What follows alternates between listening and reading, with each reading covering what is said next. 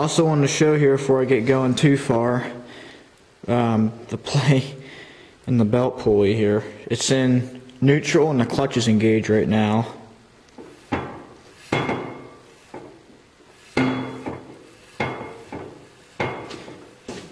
I'm not moving the crank, and it's not moving anything there, so pretty worn.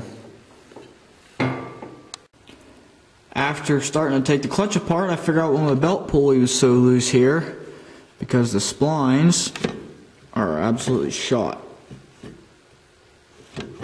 Actually, to the point where almost right here, it's actually getting ready to go over the splines and the crank.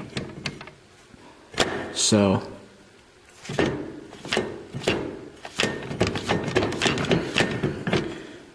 looks like I'm going to need a new crank. Okay, after 12 hours of work, this is where it sits right now. Wheels are off of it, the crank has to come out yet, and the transmission has to be torn apart, and the hydraulic has to be taken off the back of the axle. Other than that, the tractor is completely disassembled. I got the block out of it. I guess we'll look at the block first. Light scoring on the inside of the block, nothing too bad. And number 2.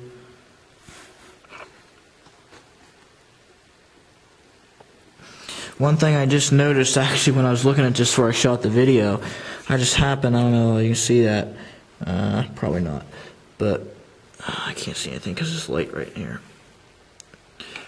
Right here where my pinky finger is, there's a crack there, and you can kind of see it in the block a little bit now that I'm shining the light in there. But there's a crack in the block. It goes around the back here. I don't know if you can see it now. Yeah, you should be able to see it now.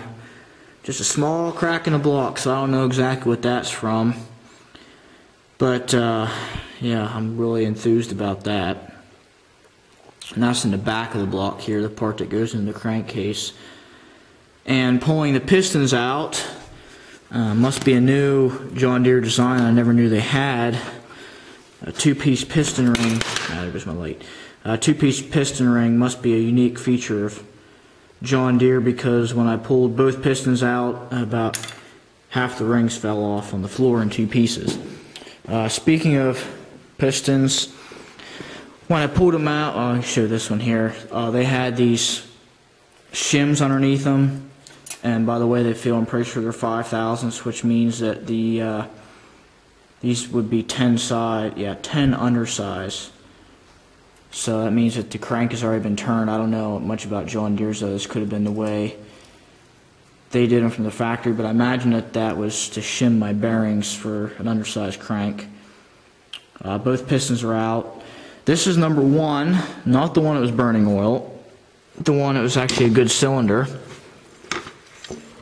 And right here in the bottom you can see this. The piston was actually welded up and then ground off at one point in time. But there's a crack right here. It goes underneath. It's kind of hard because of the glare right there. But it goes right here and it splits. It goes clear over to here, and then there's a split that comes over to here. So my piston is cracked.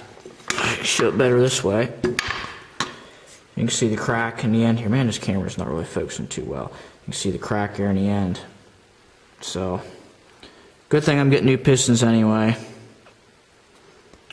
Number 2 look good as far as I can tell.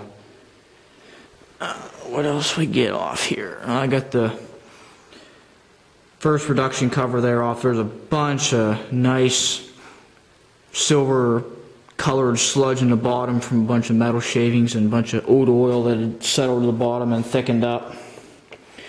I can't remember if I showed the crankshaft off in the last video or not, but the splines on this end look good. Used the pipe wrench and got that nut off, and then the flywheel, once I loosened the bolts, it came right off. Yeah, a bunch of sludge in the bottom of the crankcase. It's pretty thick, probably about a ½ inch of sludge in the bottom. Coming over this side, I showed before how, I'm going to grab my light here, how loose the belt pulley was on the splines. Stuck. You rotten thing.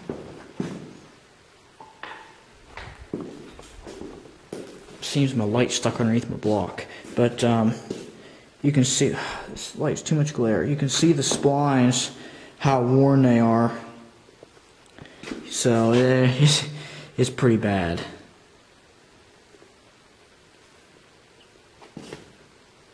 And then I wasn't too worried about the transmission because it didn't have any gear noise or anything else like that. And I'm like, I might not do the transmission. And then I'm like, yeah, I'm going to. No, I'm not. Pulled the first reduction cover off, and of course I find this. And the wonderful sloppy input gear. So this bearing right here is shot. I mean, it's still there, but it's pretty worn. So if this is worn, then everything else inside the transmission is worn pretty good too. So transmission's coming apart, most definitely. And the screws that hold the platform on, I couldn't get them loose, so I just took the cut-off wheel and cut the head off, and then took it off. So I'll probably get after that, maybe with the torch, and hopefully get on with some vice grips and be able to get them out of there. Otherwise I'm going to have to drill them, and those aren't going to be fun to get out and drill them. Wheels are off. Them were a bugger and a half to get off. I think it took me about 45 minutes to get them off, and I was working. I said, I'm going to quit at 12:30. If we're not done by 12:30, I'm just going to go home and go to bed. And as of, it's like 12:29 and 45 seconds is when I got the second wheel off. So worked for almost 45 minutes straight with the wood block there and a sledgehammer to get these wheels off. The clamps came right off. It's just the wedges that were causing me problems. They're so tight on the splines. And a word of the wise, if you're getting these off, if you decide to stick, I can't show them because the wheels are on the other side, but if you decide to stick some chisels in those in the splits in the wedge there to try and spread them apart a little bit, make sure you are not standing where the chisel is going to fly out, because one wrong hit of the hammer or something and it'll fly halfway across the shop. Don't ask me how I know, but just a word of advice to be careful if you decide to use a chisel in there. Otherwise you might end up with a small dent in your Super MD hood like I did. Just saying. So just be careful if you decide to do that.